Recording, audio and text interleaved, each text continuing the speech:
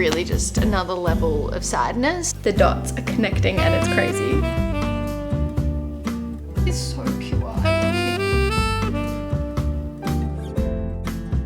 love him. Maisily Donna. I know every single thing that happens and it makes it so much worse somehow. We are about to partake on an adventure that I've been very much looking forward to for a long time now. Well, since Sunrise on the Reaping came out, it feels like a long time. So before I start reading, I do want to say this vlog is going to be a spoiler vlog. I never ever do spoiler vlogs, but I feel like The Hunger Games is going to be very minor. Like I just might mention a few things. I just think The Hunger Games is something that like if you're watching this, you've probably read it at some point in your life or at least watched the movies. However, I will not be spoiling A Ballad of Songbirds and Snakes and I will not be spoiling Sunrise on the Reaping because I know not everyone's watched them or at least watched A Ballad of Songbirds and Snakes and I know not everyone's read Sunrise on the Reaping yet or you might want like a refresher before you read that. So it's going to be a spoiler or like semi-spoiler for the first original trilogy. So I have a cup of peppermint tea. This is my cover of The Hunger Games. This is the one I've had since I was 13. So I did read this trilogy originally when I was 13. My brother actually bought this for me, my bigger brother. And he wrote in it and he was like, this is, you're officially a teenager now. So he gave me this book because I was officially a teenager.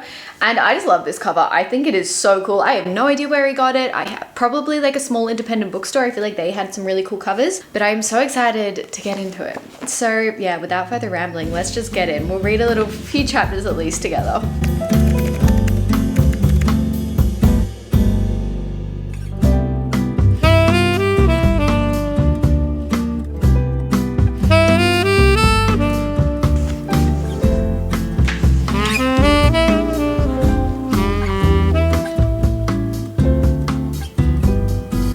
Such mixed feelings towards Gale. I remember loving him in the book, at least at the very beginning I loved him. And then in the movie I was like, you're not as cool in the movie. I don't even know why I loved him in the book though. I feel like at the moment, I feel like he doesn't have that much of a personality. I don't know, maybe I was just, I don't know, I was 13.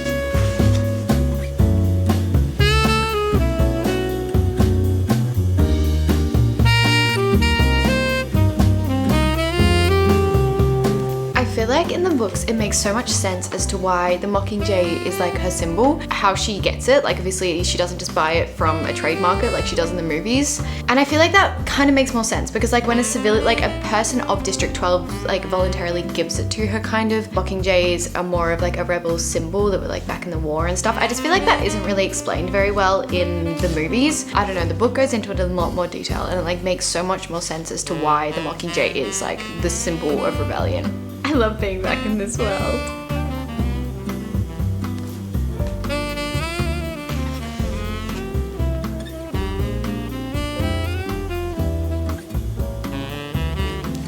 Okay, we're 45 pages in. I just want to say, like, I'm very much comparing this to the movies in my head as well because I watched them more recently. I feel like the Hunger Games series or like the Hunger Games world, they are some of the best book to movie adaptations I have ever watched. Like the most accurate book to movie adaptations. Of course, there are little differences, but a lot of them are really minor and not that plot central, at least in the first book. I don't know about the second book. I remember this book really, really well, but the second book, I don't remember that well. It's my favorite movie and I remember I had the best time reading it, but like, again, I just don't remember it that well. And the Mockingjay, I just feel like I didn't understand that. So I'm really excited to reread that one. But for the first book, to be honest, I feel like a lot of it was really, really accurate. Yeah, they cut out a few mini little things, but they didn't make that much of a difference in the plot. And honestly, the way that like we have so many flashbacks and when we meet new characters, like for example, when we meet Peter Millar, we've got this whole flashback at the moment on him and why he begs and like his family and how he's helped her and their interactions in the past. I feel like already Peter has a little bit more of a personality in the book than he does in the movie, at least at the very beginning. I kind of remember that because I remember being obsessed with Peter in the book. I am forever a Peter girly. I was from day one and I feel like I can't betray myself. I feel like that's such the typical way. Like I'm an Edward girly, I'm a Peter girly. Go hand in hand? I don't know, maybe that's just me. Edward is in Twilight, by the way. I think it was a really good book to screen adaptation and obviously we'll keep reading and figure that out more. But yeah, so far I'm just so excited to be back in this world. We're gonna keep reading today. Hopefully I can get a good like 100 pages in today.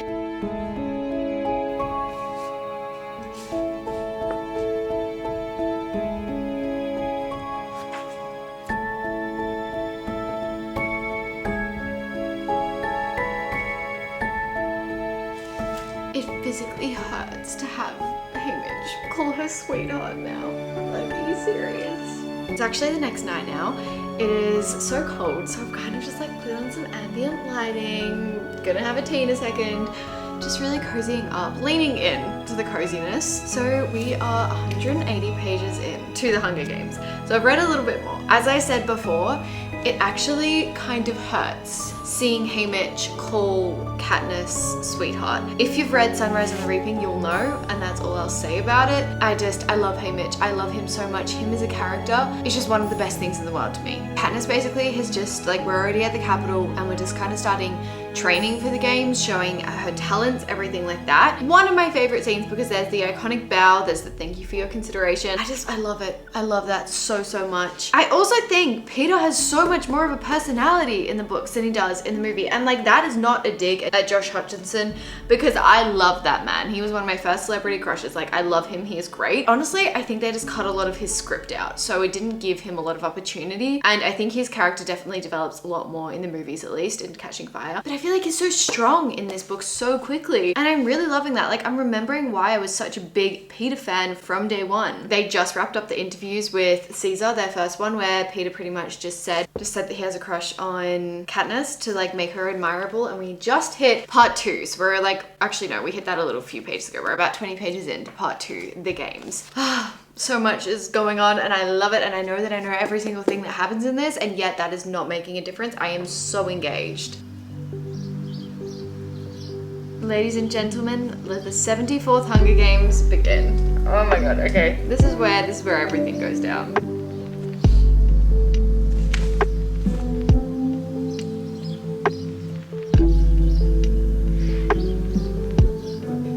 Oh my god. The like foreshadowing in this is crazy. Rereading it.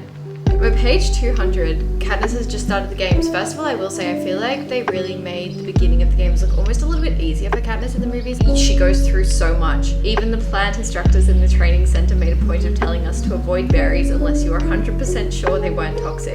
So much foreshadowing that I just would never have picked up.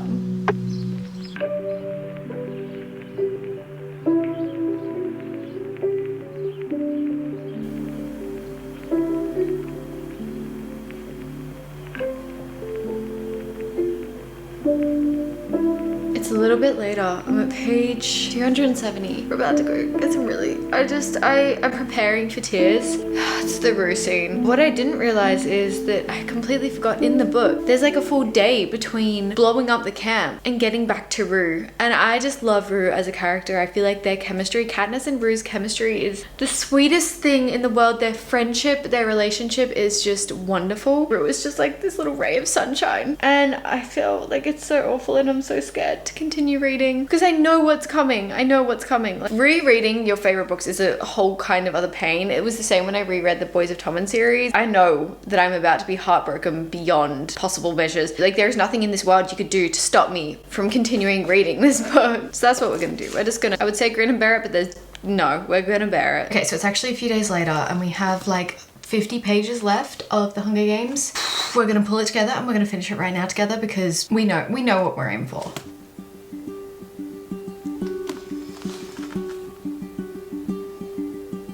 I completely forgot that like the ending is kind of shortened in the movies. Like, I completely forgot. There is so much of this that I just didn't remember.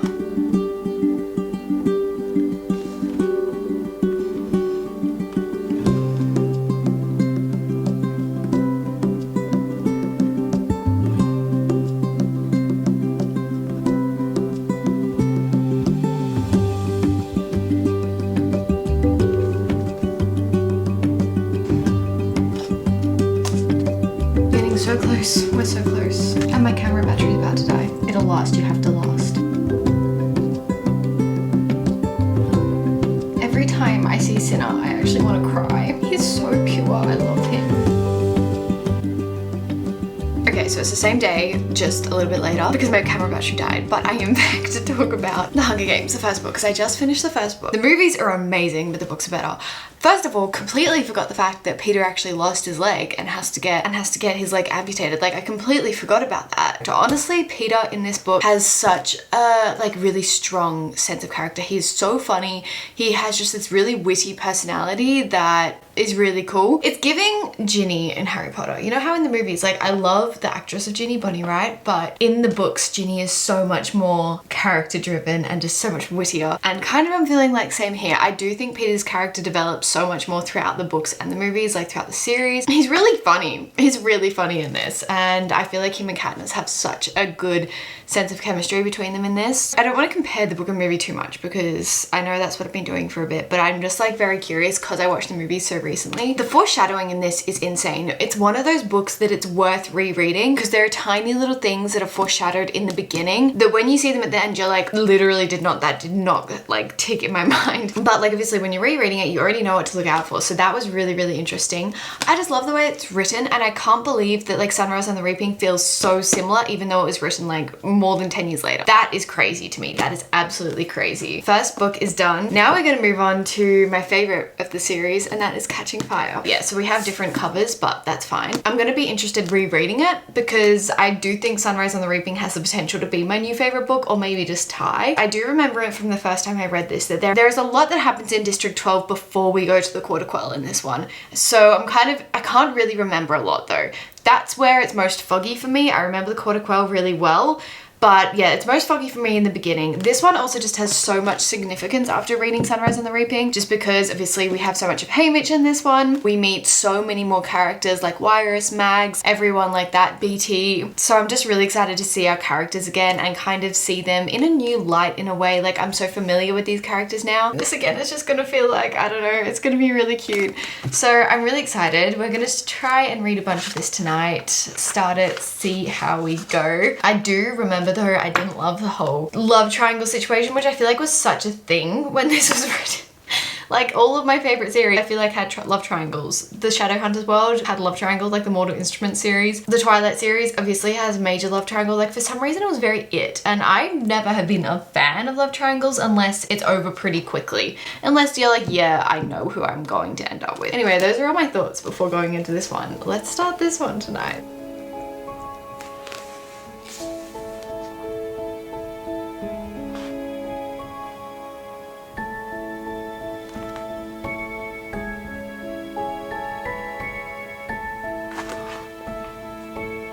Oh my gosh, the watch. Plutarch points out his watch to Katniss when they're dancing, when she's doing her victory tour.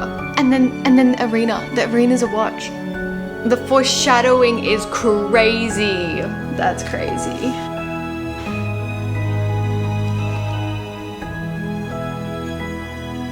It's actually the next day and I am just under 100 pages into Catching Fire. It's just as good as I remembered. It's just as good as I remembered. Everything about it is perfect. I am obsessed with it. I feel like the beginning is so detailed as well. Like there are so many minor details that I just completely forgot about and I feel like I would have just completely read over the first time and just not thought anything of. Like the watch detail, that little details like that, little foreshadowing like that is something I am obsessed with in my books. Ryder has just put so much work into it, and of course, I mean, we're talking about Suzanne Collins here. Of course she's going to be putting work into it. I must say I'm very excited to meet our fellow tributes in the Quarter Quell. I'm scared and I'm nervous and I'm sad, but I am excited. Sorry if the lighting keeps changing. It is the weirdest day today. We have literally had rain, sun, rain, sun, rain, sun, rain, sun, on and off all day. We'll be reading it for the rest of the afternoon now. It's about 4 o'clock and I'm just going to sit down and read it. Hopefully we can get another 100, maybe 200 pages in. We'll see how we're going. While Snow is definitely evil in this, he's definitely an evil person. He's so much worse to Haymitch. Like he actually, like I feel like him and Katniss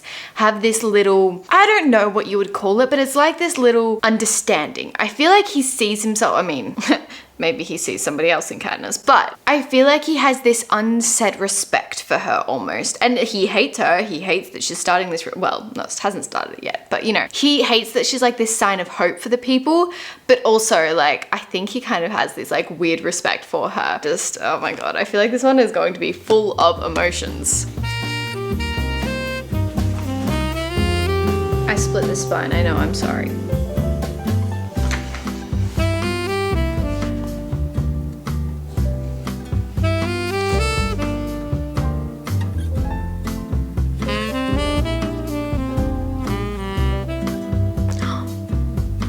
Why did I completely forget this section?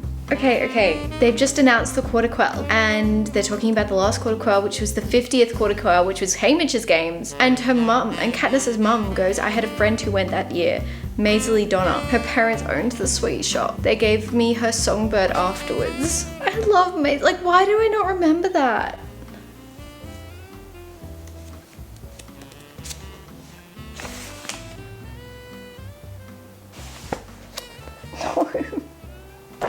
I know every single thing that happens and it makes it so much worse somehow. Peter is actually the like sweetest, kindest person alive. I love him. It would be bad for you in the arena, wouldn't it? Knowing all the others. And Haymitch replied, oh, I think we can count on that being unbearable wherever I am. I'm actually gonna cry. I can't do this. I've been sitting here all afternoon making myself cry over this book. This is so much worse. Reading it, rereading it. Ah! I think Sunrise on the Reaping just did such an emotional toll on me. Rereading this afterwards, knowing everything that Haymitch went through, just knowing more details to what he went through is really just another level of sadness. I don't know how to describe it. But I kind of also forgot how much information we get on Haymitch's games in this book. How much key information is shown in this book and is talked about. Not necessarily just about Haymitch, but about the rebellion itself. There was a moment when we had two people who had escaped from District 8, I think it was, and they were searching for 13 because they had rumors of 13. Like, that's such a big foreshadowing thing. I completely forgot about that. Katniss had no idea what was going on this entire time, and it feels like we're Katniss. Like, looking back on it, you're like, oh, the signs were all there. But when you're reading it for the first time, you just are as clueless as Katniss is. I love the way she does that. It just makes the reread experience even more enjoyable. I'd say we are about halfway through now. I'm probably gonna read another 20 to 50 pages now, and then I think that's all I can take. I think I need to emotionally remove myself from this situation for a little bit. But yeah, we'll read a little bit more together now and we'll see how we go.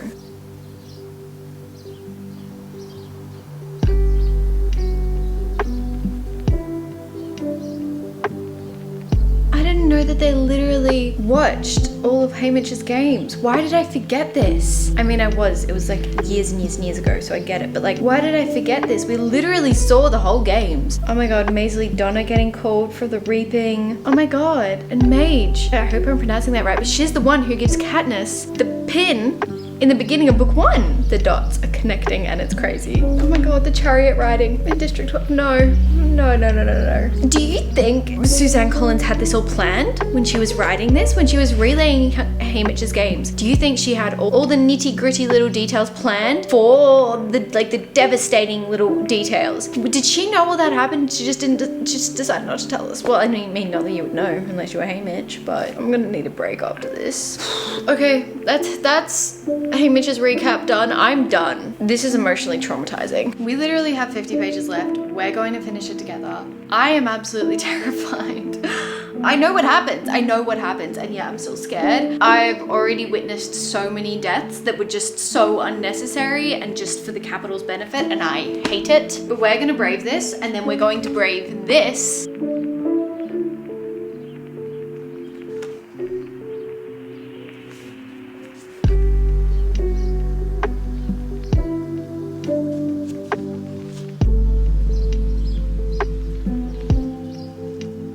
This dog won't leave me alone. Nothing is close enough for her.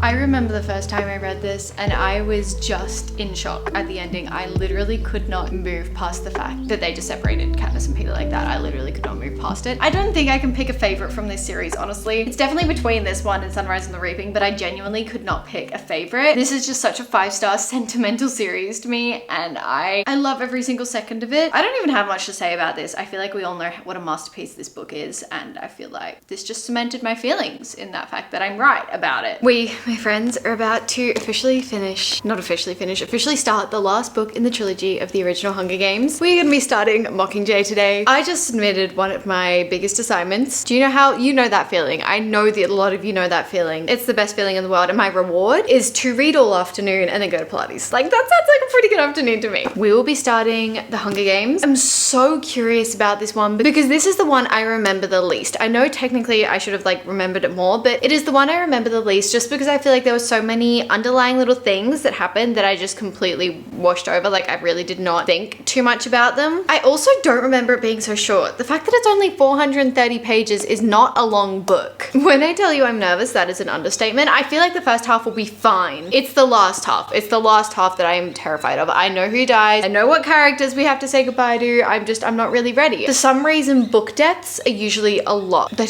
take a lot out of me, especially when I'm so obsessed with so many of the characters. We know what's coming. That's the hard thing about a reread. You kind of know what's coming. You know what you're in for. Again, that was something so unique to Sunrise on the Reaping. You knew you were in for heartbreak. Let's start.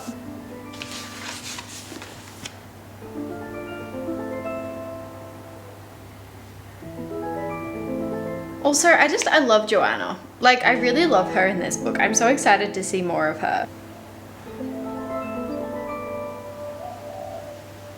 How on earth does the cat survive everything?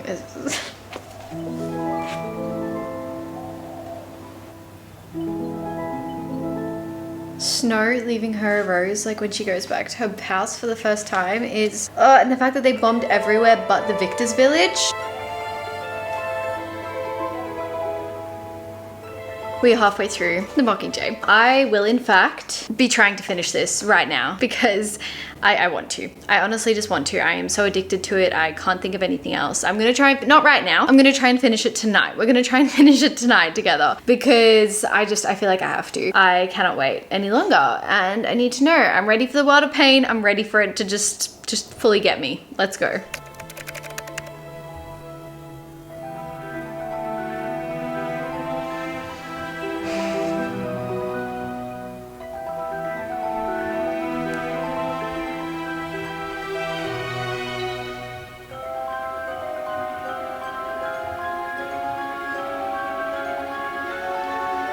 We have about 50 pages left of the Hunger Games Mockingjay. This has been a roller coaster. We've already lost Finnick. I had a bit of a cry about that one. I love Finnick so much, and losing him is like one of the biggest character losses I have ever witnessed in a book. That alongside with my Harry Potter deaths, like, oh my god. They're just childhood traumas for me, honestly. They bring back childhood pain. I loved him from day one, honestly. I love his like charismatic personality, and knowing everything I do after A Ballad of Songbirds and Snakes, I want to cry.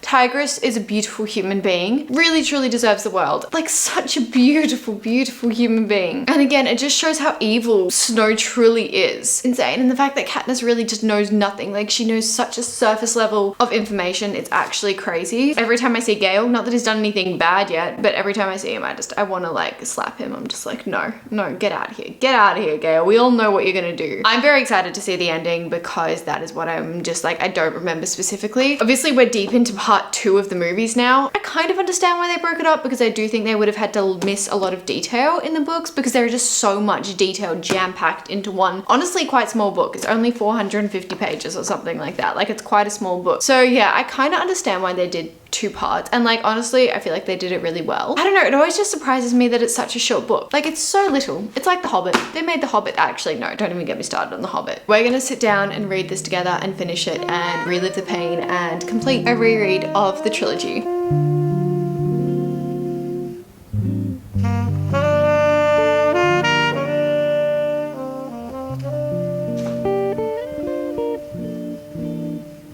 I remember reading this when I was young, and the little interactions with Peter and Katniss in this half of the book, everything to me. I was rooting so hardcore for them, it's not even funny. So protective of them. There it is. There is our Katniss. Oh my god, she just shot coin. Oh my god, I love her. She's so cool. I love the fact that they bring the Mockingjay pin back to relevance, like, throughout it. It just, oh, it makes it so good. Finally getting some more Effie content. I've missed her this book. Also, can I just say, BT, one of my favorite characters in this book, hands down, a million times.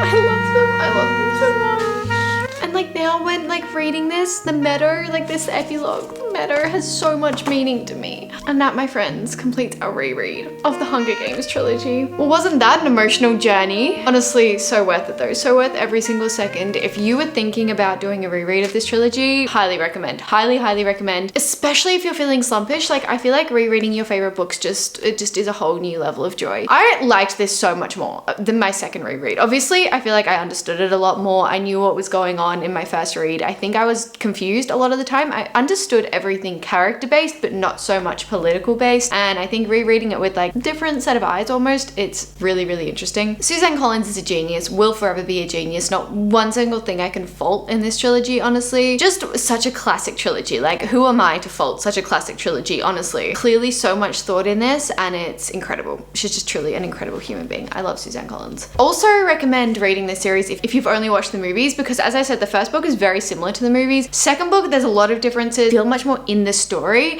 And then third book, some major differences, but also not a lot at the same time. Like the fact that Effie's not in the third book, or at least for the majority of it, like the first half, surprised. Like I completely forgot that. I love BT in the books. I feel like we get so much BT content and he's such a key force in the rebellion, especially knowing what he went through. He deserves that. He deserves to just snow, you know? I cannot recommend reading this enough, honestly. But yeah, that brings us to the end of our reread and the end of this vlog. So thank you so much for watching today's vlog. And if you're new to the channel and watched to the end, thank you so much. I love you and I thank you for being here. And of course, thank you to my beautiful, loyal subscribers for being here again. I love you all so much. I hope you enjoyed today's video. I can't wait to see you on my next video, which will probably be my wrap up. I love you all so much and I'll see you very soon.